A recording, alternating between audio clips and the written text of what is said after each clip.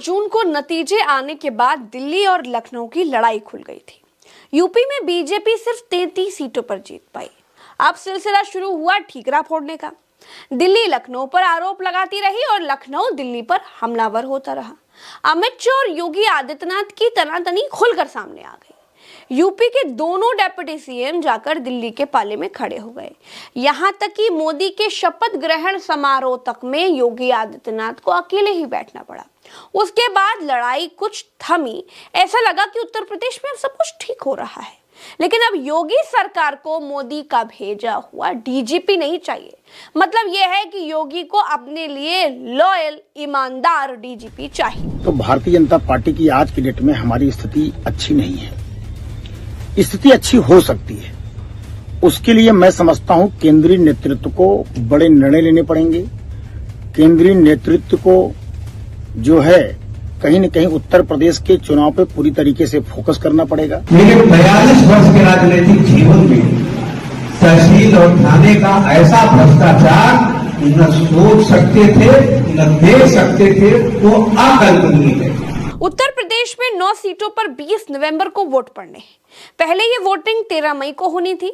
योगी इस समर में अकेले हैं। लोकसभा चुनाव में उत्तर प्रदेश की कमान अपने हाथों में रखने वाले अमित शाह बिल्कुल दूर हैं। जाहिर सी बात है कि यह योगी आदित्यनाथ की अग्नि परीक्षा है।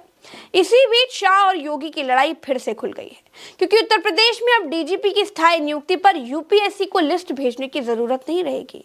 नए नियम के मुताबिक 2 साल के लिए डीजीपी की नियुक्ति होगी, यानी योगी अपनी मर्जी से ही अब फैसला लेंगे।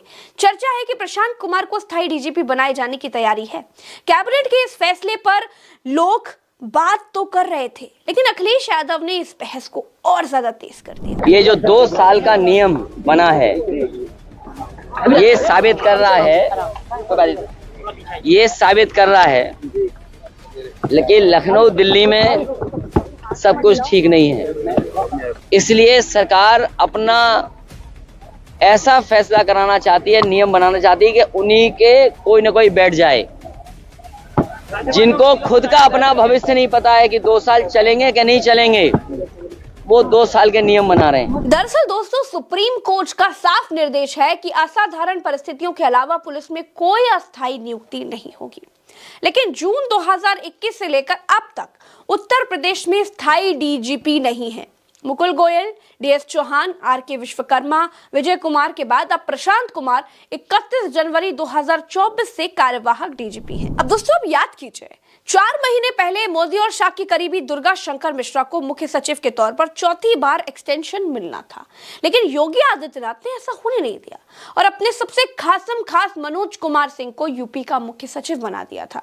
तब दिल्ली और लखनऊ के बीच अदावत चरम पर थी और अब योगी आदित्यनाथ चाहते हैं कि डीजीपी की नियुक्ति दिल्ली से नहीं लखनऊ से हो। अब ऐसे में सवाल है कि क्या संघ खुलकर योगी आदित्यनाथ के पीछे खड़ा हो गया है?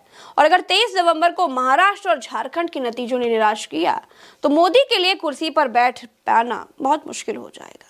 संघ को क्या अब अपना नया पोस्टर बॉय मिल चुका है और मोदी के बाद शाह नहीं योगी, ये वाली चर्चा क्या फिर से शुरू हो गई है? तो इंतजार कीजिए दोस्तों, क्योंकि ये इब्तिदाए राजनीति है। रोता है क्या, आगे आगे देखिए होता है क्या।